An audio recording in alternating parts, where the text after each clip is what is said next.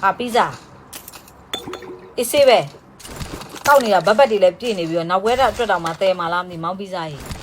1K ရထားတဲ့ဘေးတစ်ဖက်တစ်ချက်မှာဘာရွှေရှိရလို့ပြောပြီးသားနော်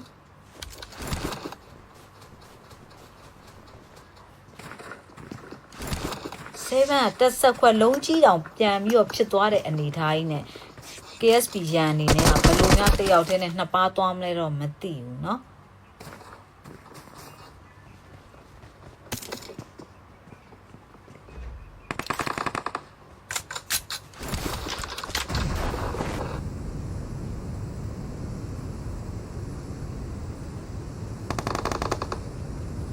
လုံးဝမဝင်ဘူးဒီလားရန်ရှိကိုမဝင်ဘူးသူတို့က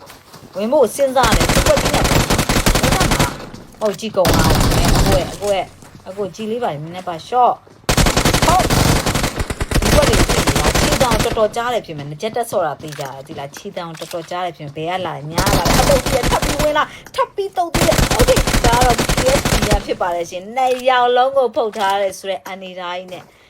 ဖိုက်ကြီးတော့โอเคသူ့ခြေတောင်ကြားသွားတော့ဘတ်ရွှေကြီးကတော့ရောက်ချလာပြီပန်းတီးကိုအင်ထိုအနေနဲ့ဝင်တော့မယ်နေထားကြီးနော်လာပြီပီတာလေဟာပီတာနောက်ကြတယ်သားလေးရဲ့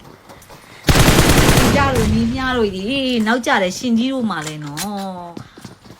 ဝါစီကန်ချိန်နာတယ်မလူစီယာโอเคပန်းတီကိုအင်ထိုအနေနဲ့ကျွေးမယ်ဒီဘက်ကလည်းရန်ကတော့ဒါအကျွေးမခံပေမဲ့လည်းနည်းနည်းလေးတော့ဓာမိတ်ကကြမ်းထော်နေအောင်ထီွားတော့အခါဝင်းရင်ဖိပြီးလိုက်လို့ရတယ်နော်ဟိုကဘယ်ကလာတယ်ညားလာတယ်အကုန်တိချော့လိုက်တော့အော်ဟာကျန်းနေဟာဘာရွှေဟာသူရှုပ်လို့မရဘူးသူကလည်းသူရှုပ်နေတာရှုပ်မှာဆိုတော့တကလုံးချွတ်တာ